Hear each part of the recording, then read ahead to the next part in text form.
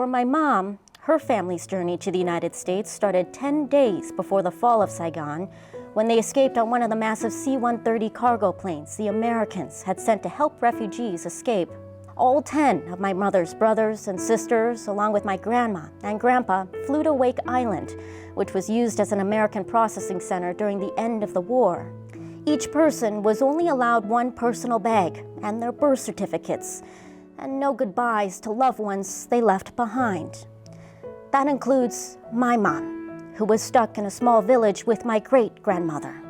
She'd stay for another 6 years before she'd make it to the United States, forced to work in the labor camps the communists had set up for the country's youth, watching as her beloved country changed, and wondering if the government would figure out who she was and whether she'd be punished, since my grandfather worked for the American forces during the war as a translator and a chauffeur.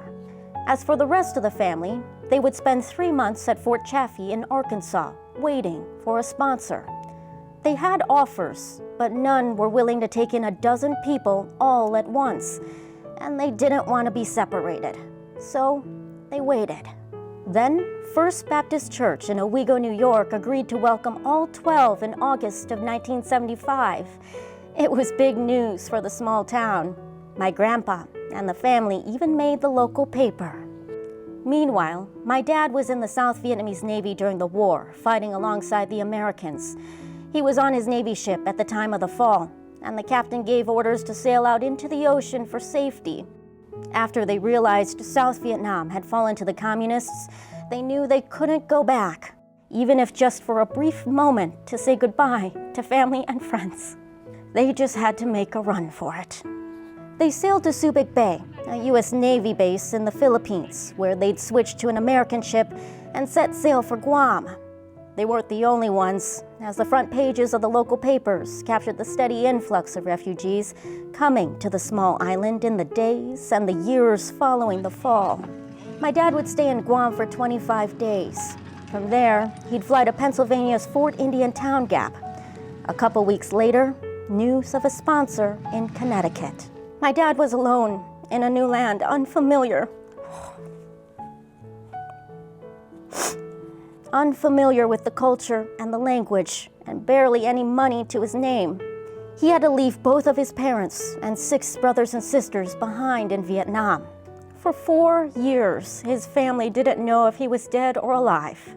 That's how long it took for my dad to work up the courage to contact his family by mail.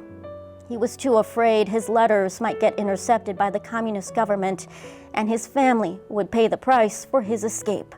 About 2 months after his first letter, my grandfather, his father, died of a stroke. He would not be able to make it home to say goodbye for the funeral. It would be another decade before Vietnam would reopen for international travel.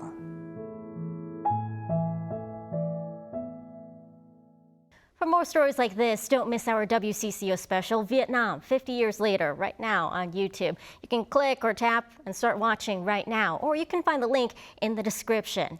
And while you're there, hey, give us a like on the video and subscribe to WCCO's YouTube channel.